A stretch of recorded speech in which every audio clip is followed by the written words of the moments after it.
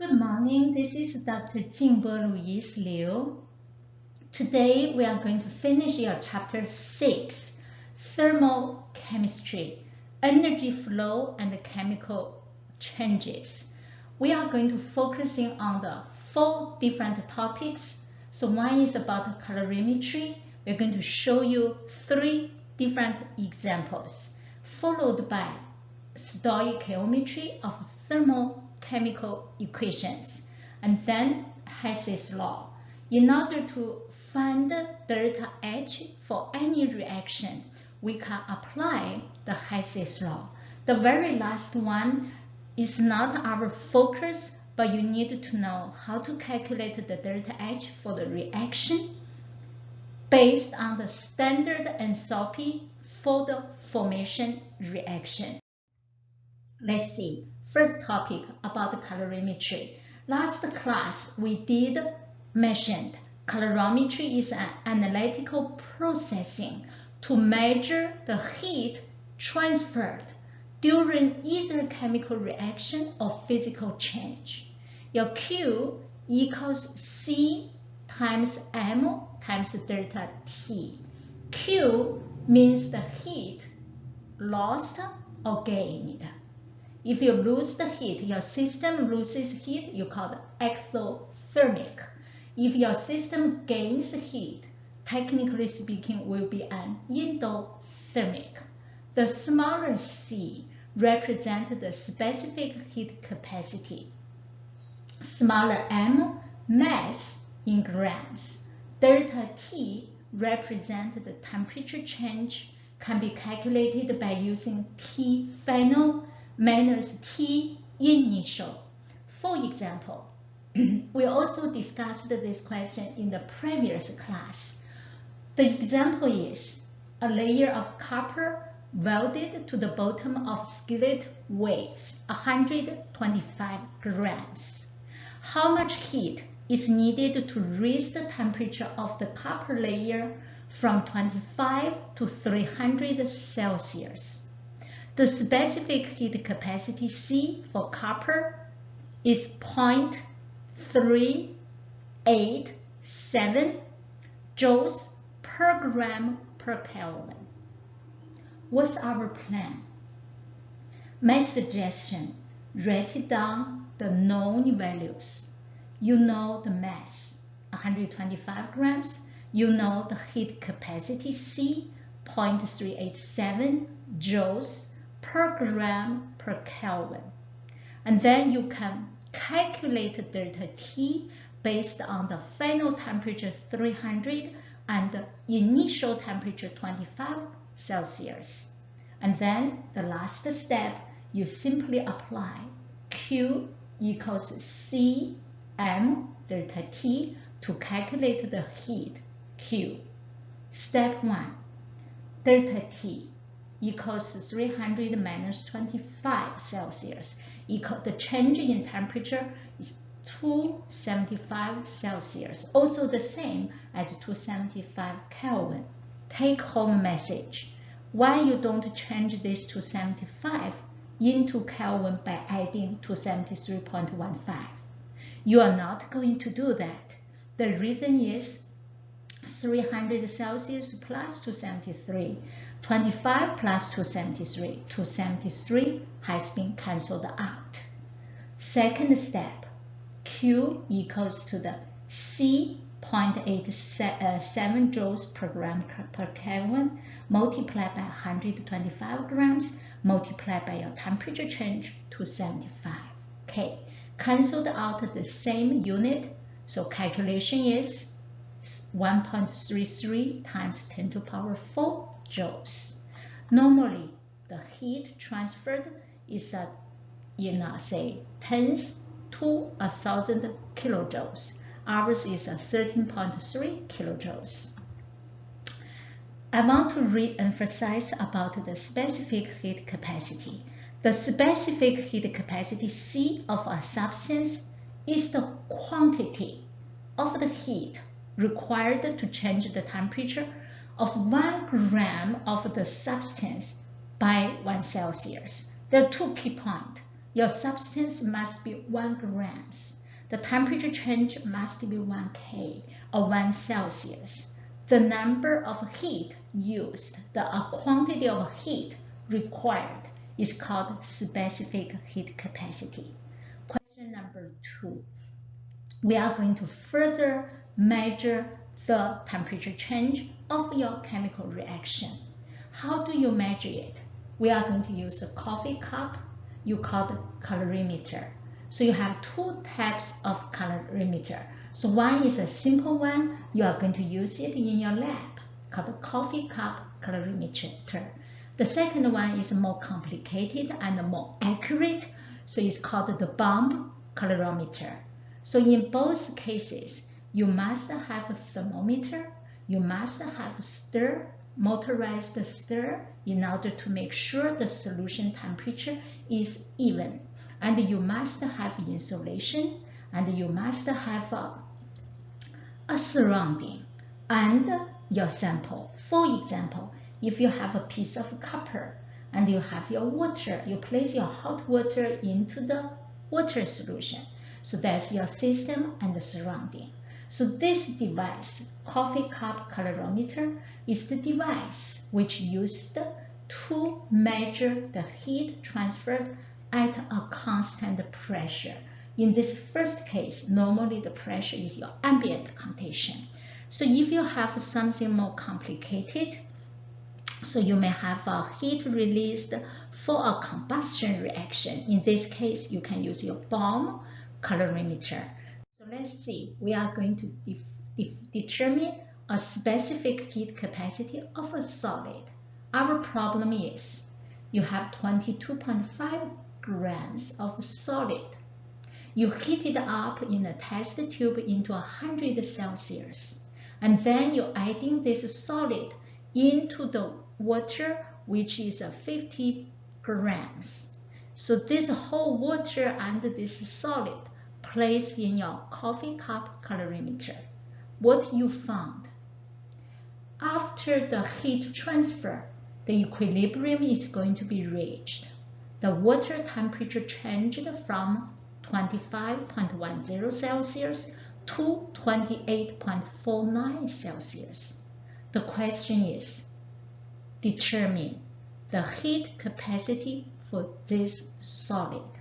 What's your plan? The plan is, number 1, since the water and your solid are in contact, therefore the heat is transferred from your solid 100 Celsius temperature to your water. Point 2, the equilibrium is going to be reached. The final temperature of water plus your solid will be the same as 28.49 Celsius. Point 3, the heat released by your solid is the same as the heat absorbed by your water, but they have different sign, opposite sign. Our solution. Step 1. You calculate the temperature change for your water. Final temperature 28.49 minus 25.1. So my calculation 3.39 in Celsius or in Kelvin. For your solid, final temperature minus initial, your final is 28.49 minus 100. So the calculation is negative 71.51. And then you are going to use the Q solid in equals negative Q water, meaning this negative sign will be cancelled out. From 2 equations, solid substance heat capacity equals to the heat capacity of your water times the mass of your water times the temperature change for your water, divided by the heat capacity, divided by the mass of your solid times by the temperature change of your solid. So heat capacity is going to be calculated by heat capacity for water. Remember this number, 4.184 joules per gram per K. The grams of water 50. Temperature change 3.39. The solid mass 22.05. That's what you measured. Temperature change negative 71.51. Therefore, you can calculate the heat capacity for your solid. My calculation is 0.450. Another suggestion for everybody, just use the absolute value. Use the absolute value. Make everything to the positive, so you don't have to worry about the sign. Question number 3. Example number 3. So we are going to calculate the heat transferred during a combustion reaction.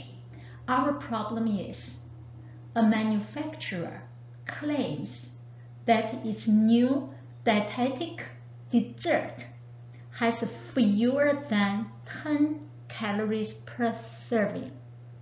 In order to test this claim, a chemist at the Department of Consumer Affairs places one serving in a bomb calorimeter and burns this cake, this dessert, in the oxygen. The initial temperature is 21.862 Celsius. The temperature rises to 26.799 Celsius. Initial temperature, final temperature. This whole bomb calorimeter has a heat capacity 8.151 kilojoules per K. The question is this manufacturer's claim correct or not? Our plan. In this case, because the dessert, that's your system, burns in oxygen, the heat released is going to be absorbed by the calorimeter.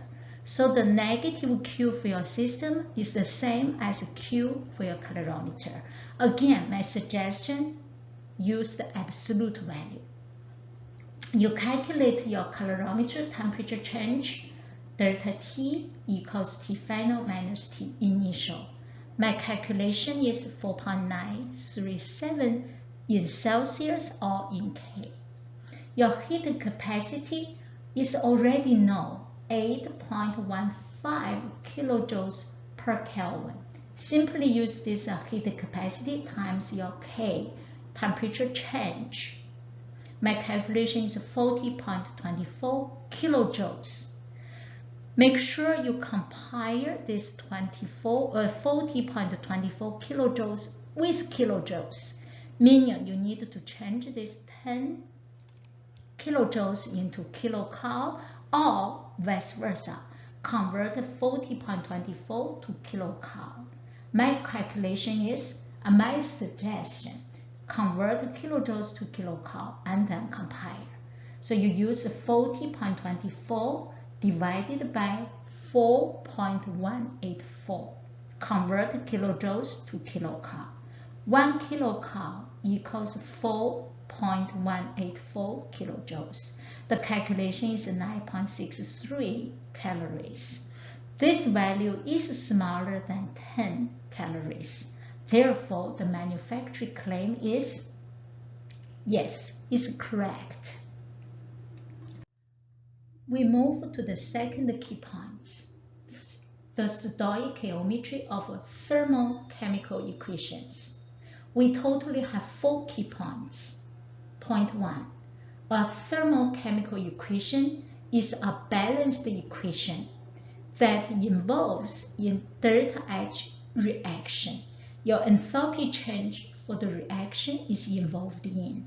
Point 2. The sign of delta H for that reaction indicates whether the reaction is exothermic or endothermic. Tells you endo or exo. My suggestion, delta H negative corresponding to an exothermic. Don't try to understand positive negative together, one direction. For me, delta H is negative. System releases heat to the surrounding, which is an exothermic. 0.3. The magnitude of delta H is proportional to the number of moles of your substance. This delta H is also called the state function. The state function. Delta H is directly proportional to the amount of your substance. The amount is in moles. The value of delta H can be calculated in the same way as you calculate your moles. Delta H again is going to be used in the calculation in the same way as a molar ratio. This diagram I also showed you about how you are going to do these different calculations. Again, the amount of your substance A is correlating to the amount of your substance B in terms of your coefficients. Make sure you balance your reaction and you use your coefficient to do the mole conversion. And then delta H is essentially going to be calculated in the same way as your molar ratio, but also be careful with the unit. Most of the delta H is in kilojoules per mole. Kilojoules per mole is the commonly used unit in most of the chemical reaction or physical changes in our general chemistry class. Sample problem. We are going to use the enthalpy change of your reaction to find the amount of substance.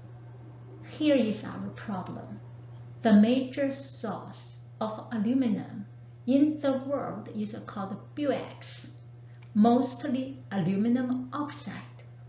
Its thermal decomposition of this aluminum oxide can be represented by this equation.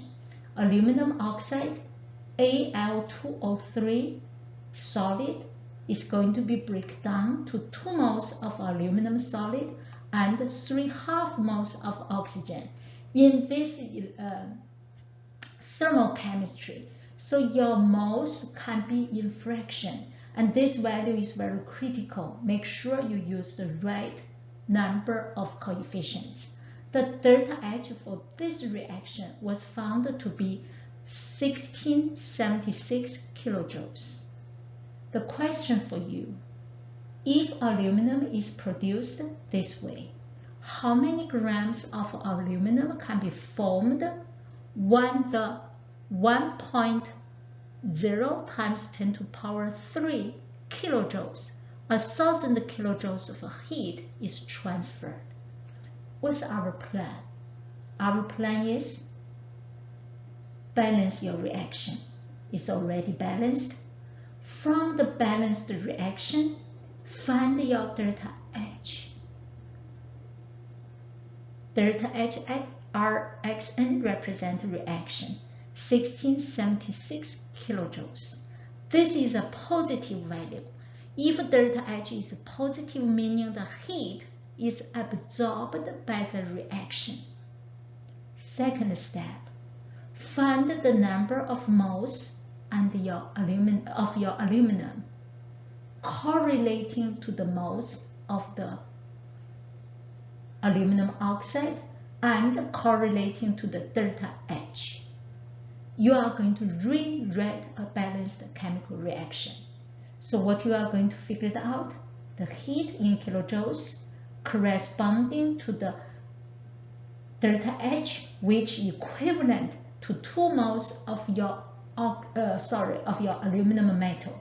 So 1676 kilojoules equivalent to 2 moles. You calculate the moles of aluminum and then you calculate the mass.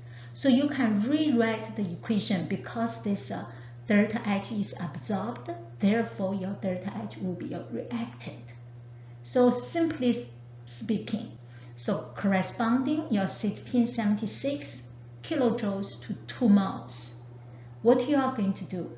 You have 1,000 kilojoules. Convert these kilojoules to moles of your aluminum. 1676 kilojoules correlating to 2 moles of your aluminum. This calculation gives you the moles, and then you use your atomic mass of aluminum. 1 mole aluminum equivalent to 26.98 grams. Go to your periodic table, find the element aluminum. Therefore, you can find its atomic mass. The calculation is 32.20 grams of aluminum will be produced when you input 1,000 kilograms of heat, when you heat it up. That's our calculation based on the stoichiometry. The Hess's law. The Hess's law states that the enthalpy change of an overall process is the sum of the enthalpy changes of its individual step. Imagine you have an overall reaction involved in reaction 1, reaction 2, reaction 3, etc., etc. Delta H over O equals delta H1 plus delta H2 plus delta Hn. Is the sum of the individual enthalpy change. Total enthalpy change for the reaction equals to the sum of the enthalpy changes of its individual steps. The delta H for an overall reaction can be calculated if you know the values of delta H for the individual steps. How do you calculate it? So here's several steps for us to know. Point 1. You are going to identify your target equation, and then the step whose delta H is not known. Your target reaction is the reaction. You have no clue about its delta H. Also, you are going to note the amount of the reactants, the amount of the products. And then you are going to manipulate each equation. When I say manipulate, I refer to balance it and try to adjust the coefficients. How you are going to manipulate each equation? You are going to dealing with the known delta H. Therefore, the target amount of each substance is on the correct side of the equation. Sometimes if you need it, you need to flip over your reaction. So there is a couple points for you to know during this manipulation of equation. Point 1. You are going to change the sign of delta H if you reverse the equation.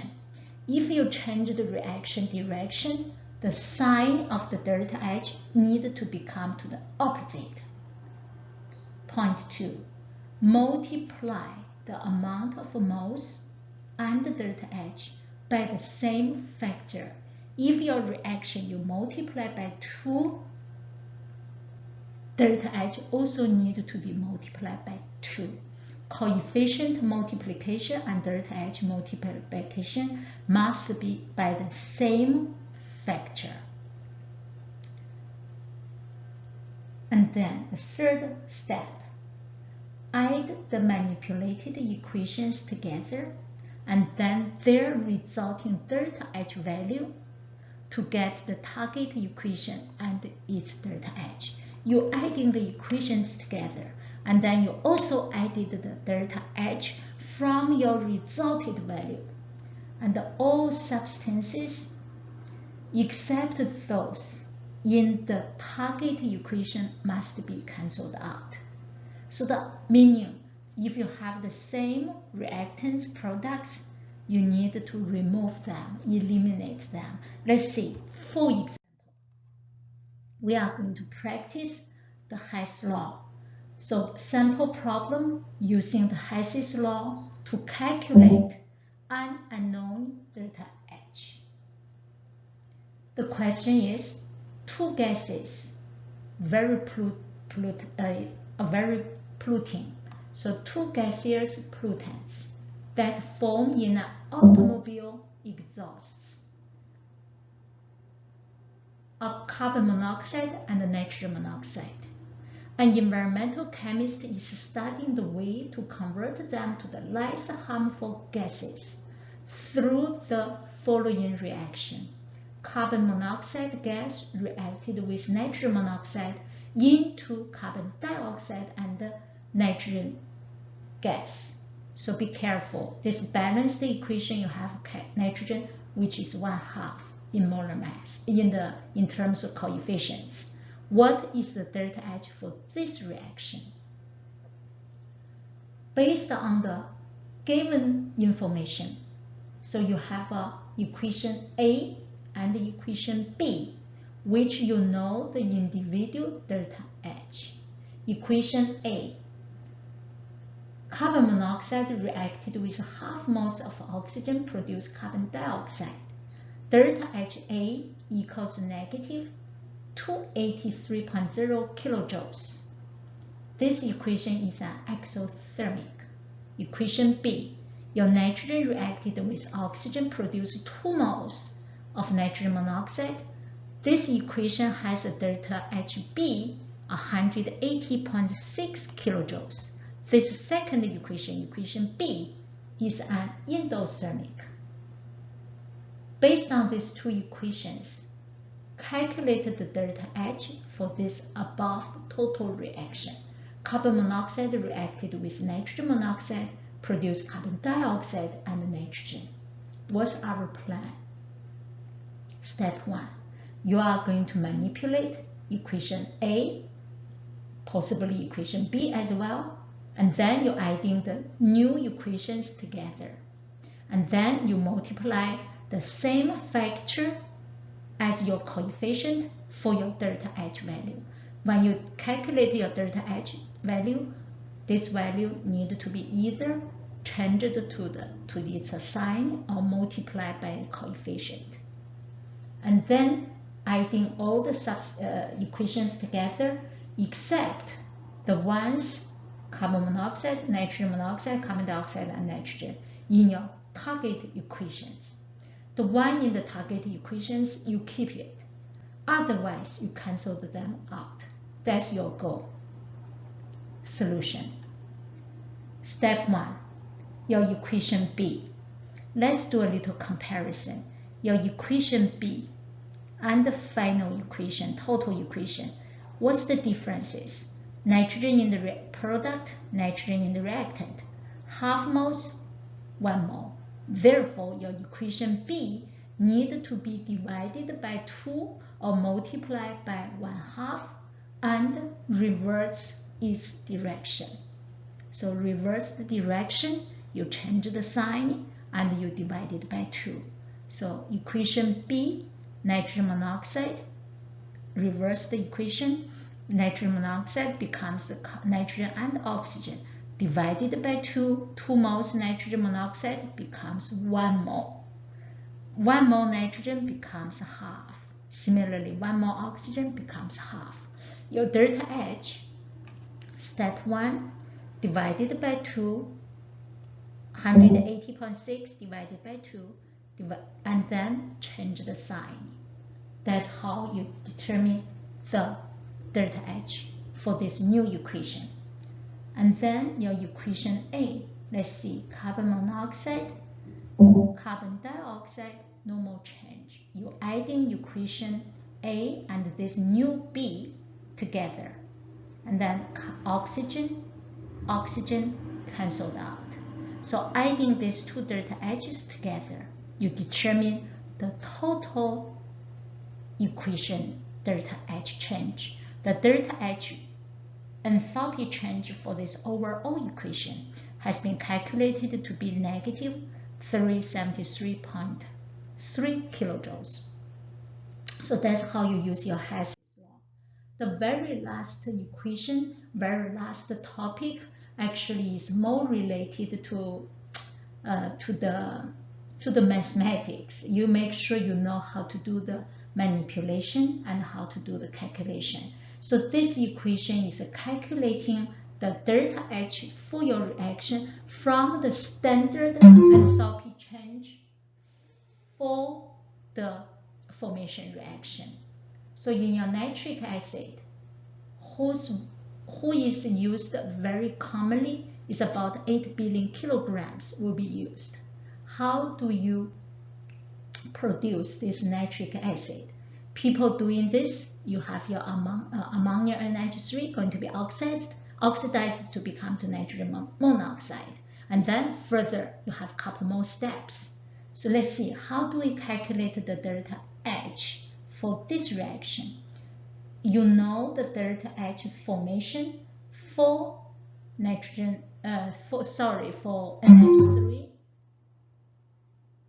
and also you know the delta H formation for nitrogen monoxide, similarly for water steam. So this phases, this state, also critical. You simply use the equation delta H for your reaction equals to the sum of your delta H formation for your product minus the sum of delta H for your reactants. Our solution. So delta H reaction for this particular reaction equals to the moles of your nitrogen monoxide, moles, 4 moles multiplied by its delta HF, formation enthalpy change, the change in formation enthalpy, plus 4 moles of delta H for your H2O gas, minus 4 moles, make sure in parentheses, of your nitrogen enthalpy change, plus 5 moles of oxygen. So oxygen is a substance, is an element. This element has no formation enthalpy, so it's defined as 0. So therefore, you find the numbers from your table 6.3 or any other appendix, particularly in our case is appendix B. My calculation is negative 906 kilojoules per mole. That's how you are going to calculate the delta H enthalpy change for your reaction based on the standard enthalpy change for the formation reaction, followed by I listed some values possibly you are going to use them, and including other examples. So you can write it down, the formation reaction. Those formation reaction enthalpy change already calculated or experimentally determined. And there are several other slides showed you the trapping of the heat by the atmosphere and the fate of this heat, and also some quantities of the energy which may be related to our daily life. Usually the global climate change, you can consider greenhouse effect has been identified based on the scientific research. That's essentially what I want to show you for today. Thank you so much for listening. You have a beautiful day.